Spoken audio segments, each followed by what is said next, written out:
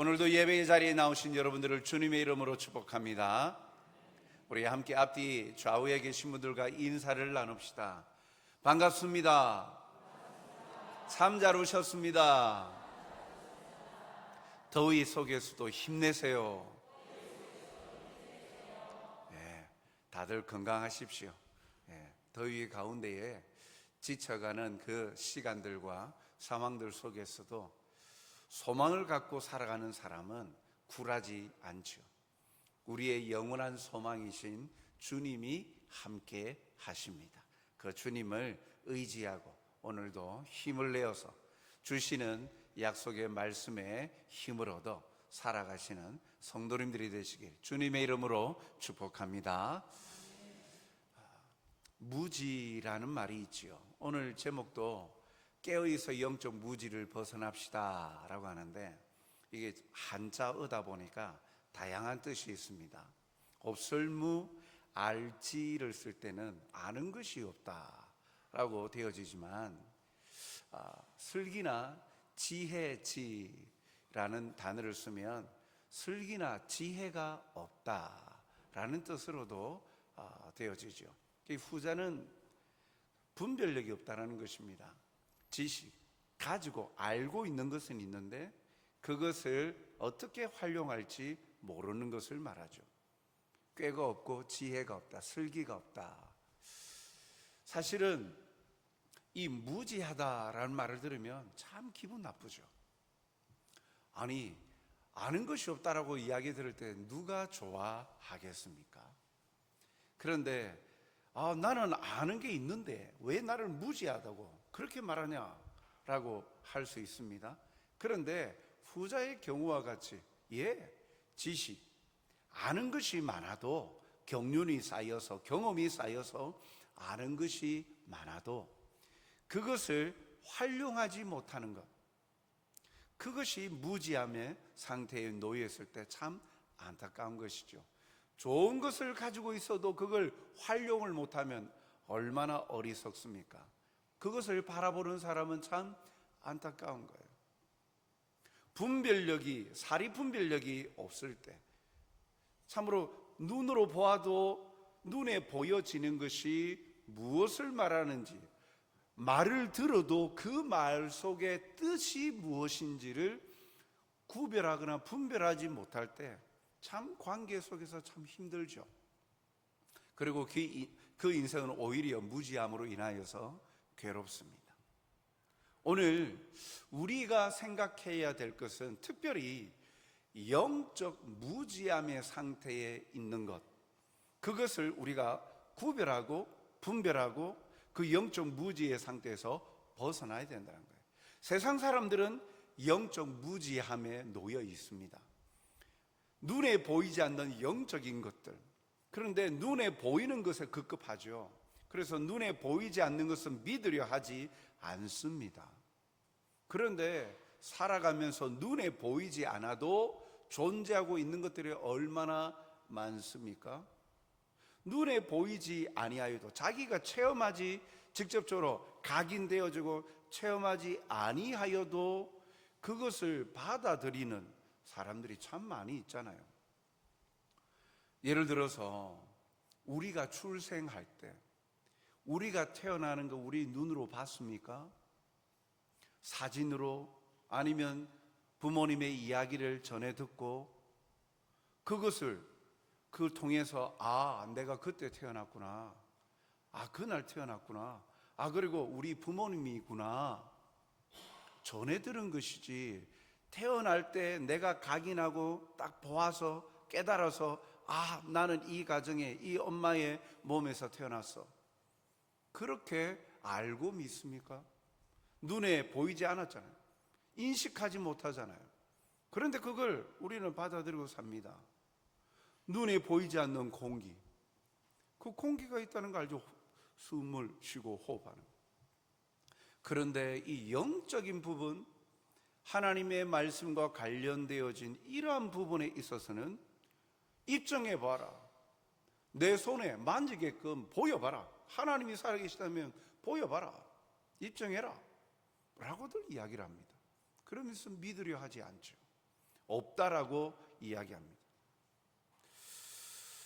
그렇기에 이 영적 무지의 상태에 있을 때는 안타까운 것은 이 영적 상태에서 주시는 하나님의 특별한 위로와 은혜, 사랑이 있는데 그걸 맛보지 못하고 경험하지 못하는 거예요. 그로 인하여서 억울하고 참 안타까운 인생을 살아간다는 거예요. 오늘 말씀을 통해서 우리가 영적 무지를 벗어나서 그 하나님의 주시는 그 놀라운 은혜와 사랑을 경험할 수 있는 방법, 그것을 누리는 길이 무엇일까 하는 것을 함께 같이 나누었으면 좋겠습니다. 먼저 우리가 생각할 것은 오늘 말씀에 보면 기도로 영적 비밀을 깨닫게 된다라는 겁니다. 기도로 깨어있길 원하시는 예수님의 모습이 오늘 본문에 나와 있습니다. 오늘 말씀을 흔히들 성경을 많이 읽고 신앙생활을 하였다면 한 번쯤 들었을 변화산 사건을 말합니다. 예수님이 변화되어진 모습, 그것을 말하는 그런 그 변화산 사건을 일명 말합니다. 오늘 본문은 이렇게 시작합니다. 28절에 보면 이 말씀을 하신 후 8일쯤 되어 예수께서 베드로와 요한과 야고보를 데리고 기도하시려 산에 올라가사라고 말씀하시죠. 예수님은 제자들 중에서 베드로, 요한, 야고보 이 세 명을 데리시고 제자를 데리시고 산으로 가셨어요. 그건 특별히 기도의 훈련을 하러 데리고 가셨어요. 이전에도 보면 예수님은 제자들을 데리고 습관을 따라 감람산에 올라가서 기도하실 때 제자들을 데리고 함께 다니셨어요. 예수님이 기도하시는 모습을 보여줬고 기도하라 라고 가르쳐 주셨죠. 이 기도의 훈련을 한 시점을 주목해 볼 필요가 있습니다. 오늘 본문에는 안 나오지만 엿새 전에 제자들에게 예수님이 질문을 던지셨어요. 제자들에게 예수님이 사람들이 나를 누구라 하더냐 라고 하니까 더러는 엘리야라 합니다, 선지자라고 합니다, 막 이런저런 이야기들을 해요. 그러자 예수님이 그 말씀을 듣고 너희는 나를 누구라고 생각하느냐 라고 할 때에 아무도 대답 안 할 때 베드로가 마태복음 10장 16절에 있는 말씀처럼 주는 그리스도시요 살아계신 하나님의 아들이십니다 라고 고백한 그 놀라운 고백이 이 엿새 전에 이러한 고백을 하였던, 그래서 그것을 통하여서 이 제자들에게 이 대답 후에 예수님은 처음으로 자신이 십자가 고난 당하시고 그리고 죽으시고 부활하실 것을 처음으로 제자들에게 말씀하셨어요. 누가복음 9장 22절에 보면 이르시되 인자가, 예수님을 말하는 거예요. 인자가 많은 고난을 받고 장로들과 대제사장들과 서기관들에게 버림받아 죽임을 당하고 제3일에 살아나야 하리라 하시고 처음으로 제자들에게 자신의 죽음 그리고 3일 만에 부활할 것을 말씀하셨어요. 공생의 동안 3년의 그 기간 중에 중반쯤 되는 시점에 이 말씀을 하신 것이죠. 그리고 이제 예수님의 죽으심과 부활을 통해 앞으로 고난 속에서도 제자들이 흔들리지 말 것을 말씀해 주신 거예요. 내가 고난을 받고 죽겠지만 3일 만에 내가 살아날 거야, 부활할 거야. 그러니까 흔들리지 마. 그래서 깨어서 기도하자. 같이 이렇게 기도하는 자리고 마음에 잡고 흔들리지 않도록 그렇게 데리고 다니셨죠. 누가복음 9장 23절에 보면 또 무리에게 이르시되, 그러니까 이 고난과 죽음, 부활에 대한 이야기를 하시면서 그 다음 하신 말씀이 아무든지 나를 따라오려거든 자기를 부인하고 날마다 제 십자가를 지고 나를 따를 것이니라 라고 말씀하셨어요. 예수님을 따른다는 것이 그냥 행복하고 평안한 길만 있는 것이 아니야. 내가 고난을 받고 버림을 받아서 고난받고 죽임 당하는 것 같이 너희도 고난을 받을 거야. 그러나 그것을 자기 십자가를 지고 나를 따라오는 자가 내 제자라 라고 말씀을 하시면서 마음을 다잡을 것을 가르쳐 주셨어요. 그리고 그 제자됨의 삶을 살아가도록 결단하고 믿음 위에 서도록 오늘 제자 3명을 또 데리고 특별히 또 기도하러 산으로 데리고 가신 것이죠.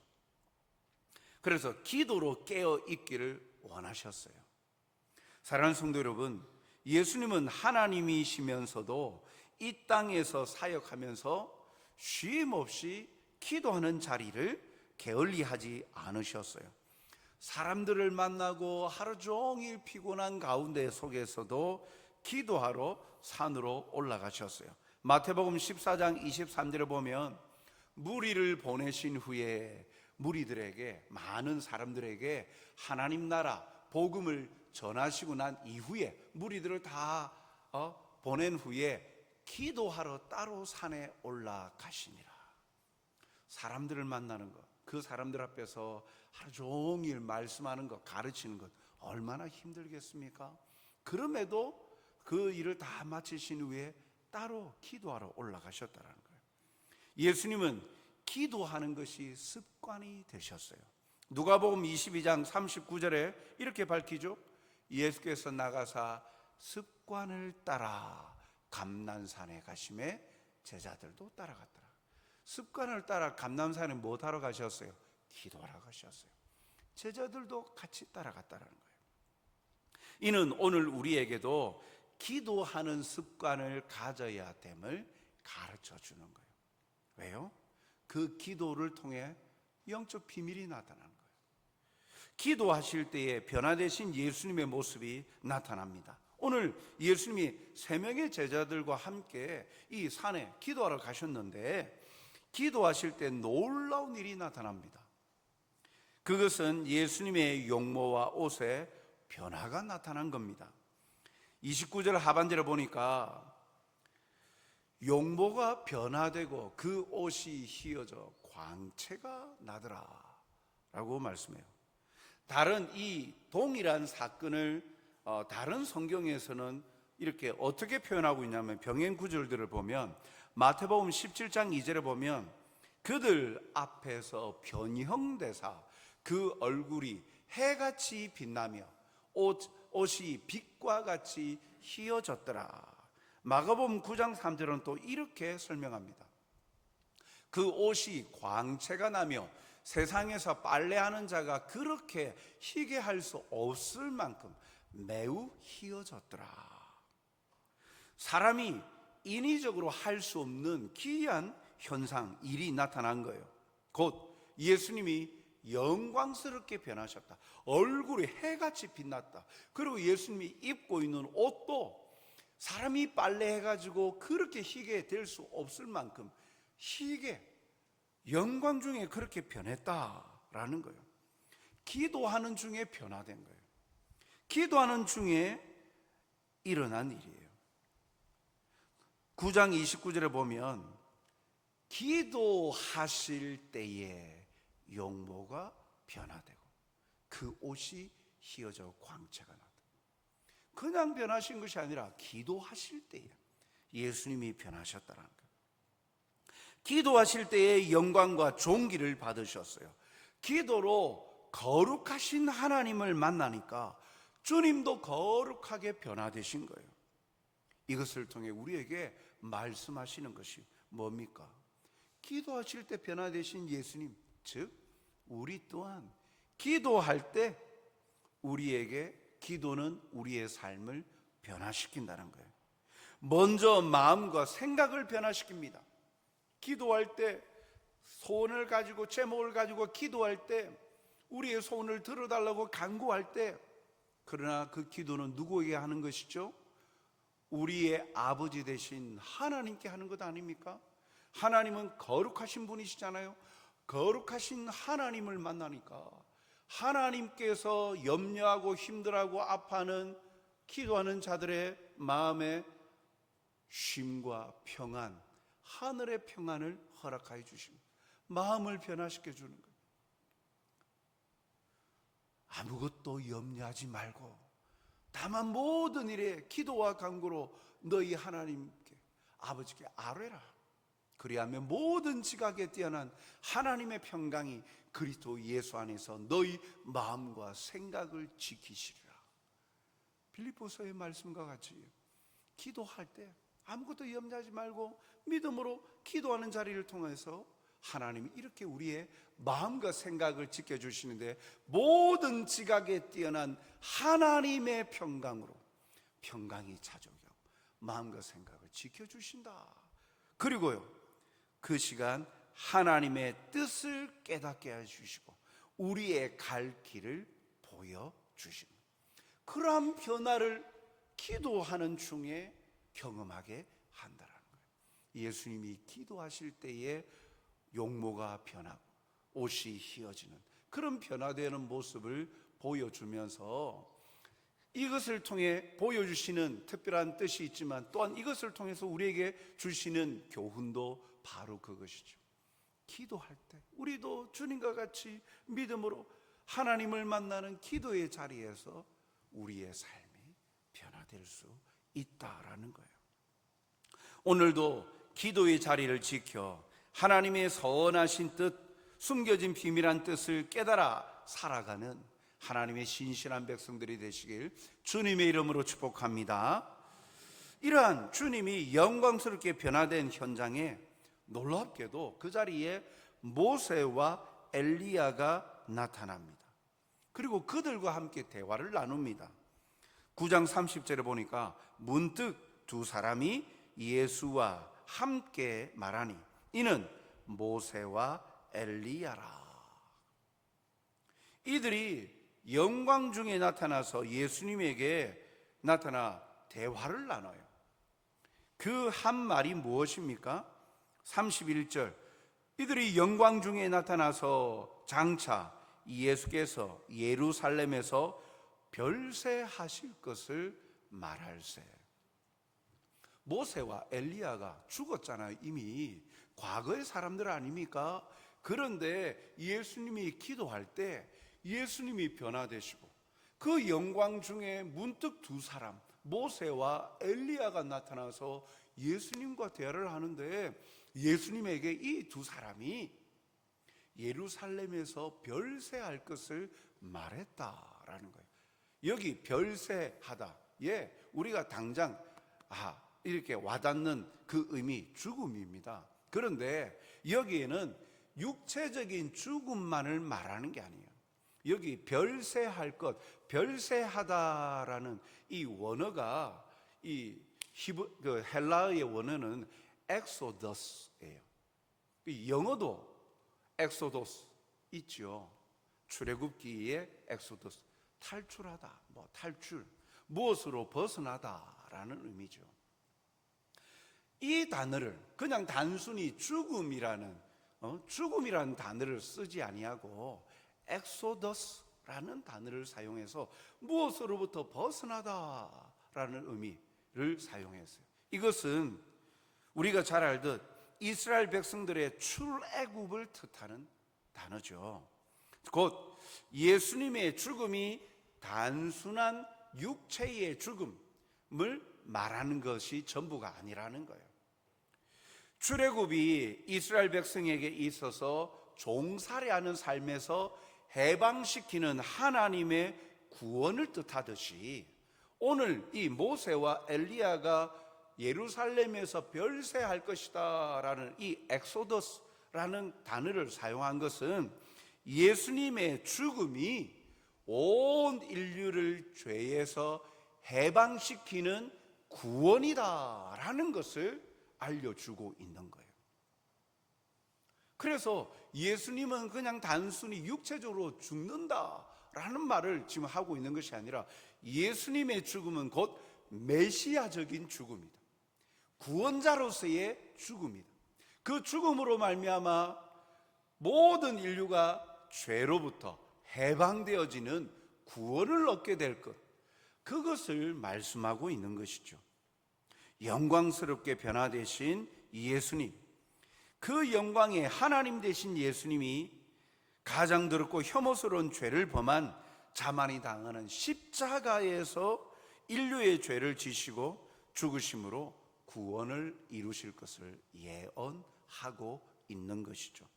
즉, 그 예수님의 죽으심의 의미는 한 사람의 죽음이 아니라 구원자로서의 죽음, 구원을 허락하시는 하나님의 사랑이 여기에 담겨 있다라는 거예요. 또한 그렇게 말할 때 구름이 이들을 덮는데 이는 하나님의 나타나심을 상징합니다. 성경에서 구름이 덮이다. 우리 그 민수기, 출애굽기 내용들을 읽어보면 하나님의 임재의 상징, 하나님이 앞서가실 때 구름 기둥으로 앞서가시죠.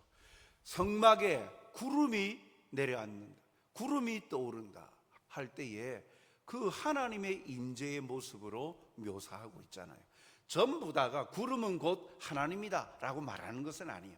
성경에서 곧잘 그 구름이라고 할 때에 하나님이 임재하시는 광경을 묘사할 때 사용하고 있어요. 오늘 본문에도 보면 그 구름이 이들을 덮었다 라는데 이는 하나님이 나타나신 것을 상징하죠. 그런데 그 구름 속에서 소리가 들립니다. 그 소리는 하나님의 음성이에요. 누가복음 9장 35절, 구름 속에서 소리가 나서 이르되 이는 나의 아들 곧 택함을 받은 자니 너희는 그의 말을 들으라. 제자 3명에게 하나님께서 예수님이 누구이신지를 밝히시고 있는 거죠. 뭐라고 말씀합니까? 이는 나의 아들이다. 예수님은 하나님의 아들이다. 여러분, 하나님의 아들이라는 표현은 뭘 말합니까? 하나님이시다라는 거예요. 송아지는 소잖아요. 소의 새끼 아닙니까? 그러니까 송아지가 인간이 아니잖아요. 소잖아요. 망아지는 마찬가지예요. 나귀의 새끼. 다 거기 사람의 아들 하면 사람인 거예요.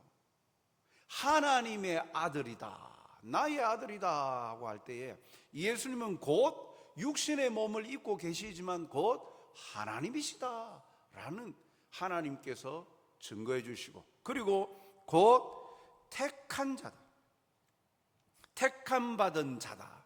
택함받은 자, 메시아다.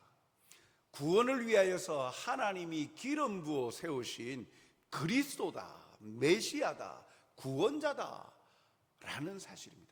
하나님께서 보내신 자다라는 거예요. 하나님께서 예수님에 대해서 증명해 주고 계시죠. 구원자 되신 예수님의 죽으시기까지 이 낮아지심으로 우리를 영광의 자리로 높이실 것을 말씀하는 거예요. 예수님의 죽음에 대해서 별세, 엑소더스라고 이야기를 하면서 하나님께서 직접 증명해 주시면서 그 예수님의 죽으심은 자기 죄 때문에 십자가에 죽는 것이 아니라 인류의 죄를 대속하려고 나아가시는 구원자의 죽음이다 라는 것이죠. 그래서 하나님이신데 인간이 되셔서 낮아지신 거예요. 어디까지 낮아지셨어요? 죽기까지 낮아지셨다는 거예요. 하나님은 죽으실 수 없잖아요.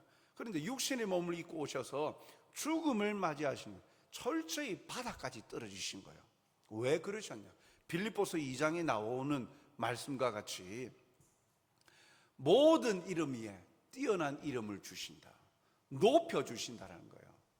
낮아지심으로 인하여서 우리가 높아진다, 하나님의 자녀가 되어지는, 주님의 낮아지심이 우리의 영광의 자리에 이르게 하신다라는 거예요. 그렇기에 우리를 영광의 자리로 높여주시는 분이시기 때문에 하나님은 뭐라고 말씀하셨어요? 다시 누가복음 9장 35절 뒷부분에 보니까 그러므로 너희는 그의 말을 들으라. 너희를 살리고 죄에서 자유케 하고 높여주는 자이니 너희는 그의 말을 들으라. 주님의 말을 들으라 라고 말씀하고 있는 것이죠. 후일에 베드로는 이 사건을 다음과 같이 기록합니다. 베드로후서 1장 16절 하반절부터 18절 말씀을 보면 우리는 그의 크신 위엄을 친히 본 자라. 그의 예수님의 위엄을 친히 본 자다. 17절에 보니까 지극히 큰 영광 중에서 이러한 소리가 그에게 나기를 이는 내 사랑하는 아들이요 내 기뻐하는 자라 하실 때에 그가 하나님 아버지께 존귀와 영광을 받으셨느니라. 18절 이 소리는 우리가 그와 함께 거룩한 산에 있을 때에 하늘로부터 난 것을 들은 것이라.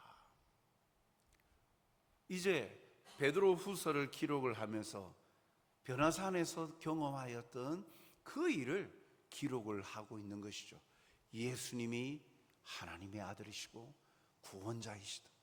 하나님께서 예수님을 존귀케 하셨다. 영광을 받으시는 그것을 우리가 직접 보았고 하나님의 음성을 직접 들었다라고 말하고 있는 것입니다. 사랑하는 성도 여러분, 영광과 존귀를 받으시기에 합당한 예수님 자신이 결코 낮은 자리, 죽음에까지 이르실 필요가 없죠. 단지 그 이유는 죄인을 구원하시고 영광의 자리로 이끄시기 위한 뿐입니다. 우리 때문에 낮아지셨어요. 우리를 살리시려고, 지옥까지 아니하고 천국 가게 하시려고, 하나님의 백성 삼아서 영광으로 높여주시려고 친히 예수님이 낮아지신 거예요. 우리가 뭐라고요? 우리가 뭐 잘났다고요? 우리가 하나님께 뭐 얼마나 이런 대우를 받을 만한, 선택을 받을 만한 영광스러운 일을, 놀라운 일을 했습니까? 아니지 않습니까?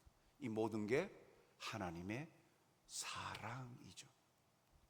우리가 아직 죄인 되었을 때에 예수님을 십자가에 죽이심으로 우리를 향한 하나님의 사랑을 보여주셨다, 확증해 주셨다라고 성경은 증명하고 있어요. 아무것도 하지 아니하는, 그래서 우리는 지옥 갈 수밖에 없는 존재였을 때, 그때에 이미 하나님은 우리를 선택하시고 사랑하셨다는 거예요. 우리가 뭐라고 이런 놀라운 하나님의 사랑을 받고 있습니까? 모두가 다 구원받습니까? 아니라는 거예요. 하나님이 택한 자들만 구원받는데요, 하나님이 택한 자들에게 성령을 선물로 주셔서, 믿음을 선물로 주셔서 예수를 주라, 예수님이 나의 구주이십니다, 그리스도이십니다 라고 고백할 수 있게 하나님께서 은혜를 베풀어 주셨다. 이것이 하나님의 선물이라 에베소서 2장 8절 9절에서 말씀하고 있잖아요. 우리가 뭐라고 이 놀라운 사랑과 은혜를 입었기에 우리를 살리시고 높이신 예수님의 말씀을 듣는 것이 당연한 것이고 영광과 존귀함이 있기 때문에 말씀 순종은 우리에게 족쇄가 아니라 우리에게 행복인 것이죠. 신명기 말씀에도 하나님의 말씀, 이 모든 규례는 우리의 행복을 위하여 주셨다라고 말씀하고 있지 않습니까? 그리고 우리에게 보장되어지는 미래는 영광의 자리, 주와 함께 온 나라를 통치할 수 있는 영광의 자리, 하나님의 후사는 하나님이 아버지가 되시고 아버지 되신 하나님의 모든 것을 물려받을 수 있는 권세를 가지고 있는 거예요. 그게 요한복음 1장 12절에 나와 있는 영접하는 자, 곧 그 이름을 믿는 자들에게는 하나님의 자녀가 되는 권세를 주셨으니, 자녀가 되는 게 권세인 이유가 바로 거기 있는 거예요. 하나님 아버지의 것이, 모든 것이 내 것이 되는 거예요. 아버지 하나님의 그 영광과 모든 것을 내가 누릴 수 있게 됐다는, 합법적으로 후사가 되었다. 이런 은혜를 우리가 입었으니까 주님의 가르치시는 말씀을 따르는 것은, 그 주님이 그 말씀하시는 중심도 사랑이요 우리의 행복을 위하여 기록하셨다 하니까 말씀 순종하는 것이 우리에게는 행복이 되는 거예요. 말씀을 따르는 것이 우리를 지치고 힘들게 하는 것이 아니라 오히려 행복의 길로 나아가게 한다라고 말씀하시는 거예요. 오늘도 우리를 사랑하시는 주님의 말씀에 귀 기울이고 순종하는 성도들이 되시길 주님의 이름으로 축복합니다. 이 놀라운 일들을 본 제자들은 어떻게 반응합니까? 누가복음 9장 33절을 보면 베드로가 예수께 여짜오되 주여 우리가 여기 있는 것이 좋사오니, 우리가 초막셋을 짓되 하나는 주를 위하여 하나는 모세를 위하여 하나는 엘리야를 위하여 하사이다 하되, 베드로가 예수님에게 초막셋을 지읍시다, 그 눈으로 바라보니까 너무나도 놀라운 일이 나타나니까 사람이 바라봐도 야 이건 사람이 아니야, 아 이건 하나님이다. 그러니까 너무 좋은 거예요. 초막절이 다가오니까, 초막절은 이 애굽에서 출애굽한 하나님의 은혜를 기억하면서 초막을 짓고 일주일 동안 그 베푸시는 은혜를 기억하면서 무교병과 여러 가지 음식을 먹으면서 그날을 기억하는 절기들이에요. 이 초막절이 다가오니까 여기다가 초막셋을 하나는 예수님, 하나는 모세, 하나는 엘리야, 자기들이 3명이니까 각각 한 사람씩 여기에서 함께 초막을 짓고 함께 살면 좋겠습니다 라고 이야기를 한 거예요. 그런데 이런 제안을 하는 베드로 자신도 무슨 말을 하고 있는지 인식하지 못했어요. 33절 하반절을 이렇게 말합니다. 자기가 하는 말을 자기도 알지 못하더라. 여기에서 베드로의 영적 무지를 발견해요. 그는 예수님을 모세와 엘리야와 같은 선지자로 동일시하고 있다는 거예요. 서두에 말했다시피 이 사건이 있기 전에 예수님이 제자들에게 질문했을 때 베드로가 어떻게 대답했어요? 마태복음 10장 16절에 주는 그리스도시요 살아계신 하나님의 아들이십니다. 다른 사람들은 예수님을 엘리야다, 선지자다 이렇게들 이야기하지만 아닙니다. 예수님은 하나님이십니다. 예수님은 메시아이십니다. 그리스도이십니다. 구원자이십니다. 당당하게 베드로가 고백했잖아요.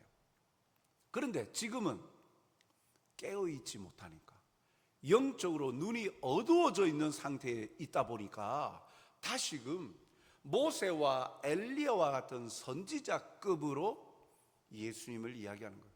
그 말을 들었잖아요. 별세할 것이다, 죽을 것이다, 예수님께서 죽으시고 부활할 것이다 라는 사실을 이야기하셨잖아요. 그 모든 것 다 잊어버린 거예요. 지금이 좋다는 거예요.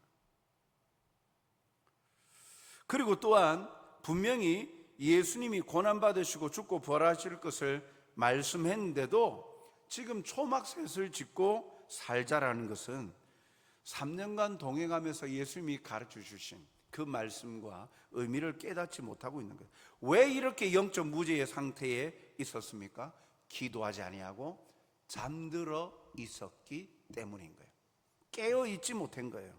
32절 중반절에 베드로와 및 함께 있는 자들이 깊이 졸다가, 예수님은 기도 중에 변화되셨는데 기도하러 가자 그래서 기도 훈련 시키시고 기도하시는데 제자들은 깊이 잠들었다는 거예요.